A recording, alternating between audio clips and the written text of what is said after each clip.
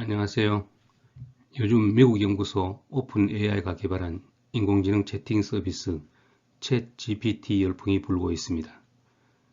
챗 GPT는 2022년 12월 초에 서비스를 시작한 지 단 5일 만에 사용자 100만 명을 모았다고 합니다. 사용자 100만 명을 모으는데 넷플릭스는 40개월, 페이스북은 10개월 동안 해낸 일을 단 5일 만에 해낸 것입니다. 더욱 놀라운 사실은 공개된 지 2달이 지난 2023년 2월 기준으로 월 사용자가 1억 명이 넘었다는 것입니다. 정말 대단하지 않습니까? 그래서 저도 호기심이 발동하여 회원가입을 하고 챗 GPT를 한번 사용해 보았습니다. 챗 GPT의 사용 언어는 영어가 기본이지만 한국어 버전도 있으니 이용하기에 편리합니다. 이것이 바로 한국어로 된 챗 GPT 화면입니다. 오픈 AI는 챗 GPT가 대화를 위한 언어 모델을 최적화했다고 소개해 놓았네요. 여러분은 제가 고전, 특히 논어를 말하면서 왜 뜬금없이 챗 GPT 이야기를 꺼내는지 의아해 하실 겁니다. 그 이유는 현재 전 세계를 뒤흔들고 있는 챗 GPT가 공자와 논어에 대해 어떤 답을 하는지 궁금했고 직접 대화한 내용을 소개하기 위해서입니다. 제가 챗 GPT와 대화한 내용은 다음과 같습니다. 공자는 어떤 사람인가? 공자는 중국의 선사이자 유학자이며 고대 중국의 정치사상가이며 유교 사상의 창시자 중 한 명입니다. 그는 많은 문집과 사상을 남기며 많은 사람들에게 영향을 미쳤습니다. 공자는 많은 사람들에게 어떤 영향을 미쳤는가? 공자는 유교 사상을 창시하고 윤리적인 가르침을 전파하여 중국 역사와 문화에 큰 영향을 끼쳤습니다. 그의 사상과 교훈은 중국뿐만 아니라 동아시아 전역에서 영향력을 행사하며 현재까지도 중국과 동아시아 지역에서 많은 사람들에게 존경과 영향력을 미치고 있습니다. 또한 그의 저서 논어와 맹자 등은 중국의 전통 문화와 철학, 윤리적 가치를 이해하는 데에 큰 도움이 되고 있습니다. 맹자를 공자가 썼나? 맹자는 공자의 제자이며 공자 사상을 계승하면서 발전시킨 중국의 사상가입니다.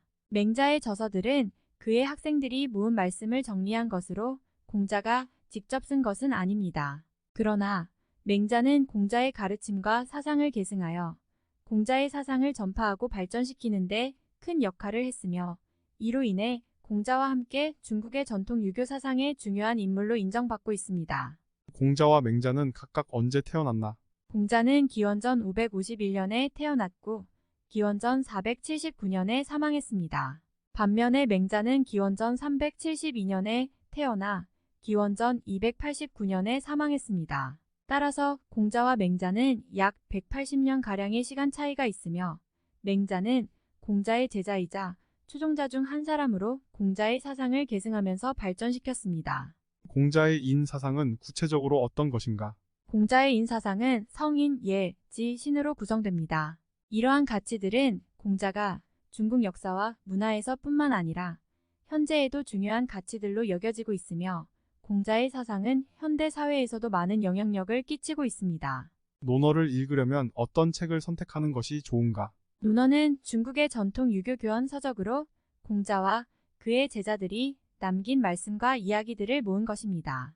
논어의 원문은 고대 중국어로 쓰여졌기 때문에 한자를 이해할 수 있어야 원문을 직접 읽을 수 있습니다. 그러나 한자를 모르는 독자들을 위해서 논어의 번역서가 출판되어 있습니다. 유명한 논어 번역서로는 제임스 레게의 번역서가 있으며 이외에도 한국어로 번역된 논어책들도 다수 출판되어 있습니다. 논어를 읽으려면 자신이 이해할 수 있는 번역서를 선택하여 읽는 것이 좋습니다. 번역서를 선택할 때에는 번역자의 신뢰도와 품질을 고려하여 선택하는 것이 좋습니다.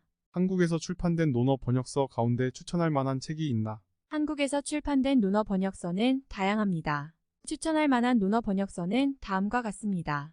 이기환 교수의 논어, 이한철 교수의 논어 해설, 강영모 교수의 누구나 읽기 쉬운 논어. 이 외에도 다양한 논어 번역서가 있으니 관심 있는 번역서를 선택하여 읽어보시는 것이 좋습니다. 이렇게 공자와 논어에 대해 챗 GPT와 대화한 내용을 보셨습니다. 그럼 오늘의 주제로 돌아가 볼까요? 대하에서 보셨듯이 제가 한국에서 출판된 논어 번역서 가운데 추천할 만한 것이 있느냐고 물었더니 챗GPT는 책 3권을 추천했습니다.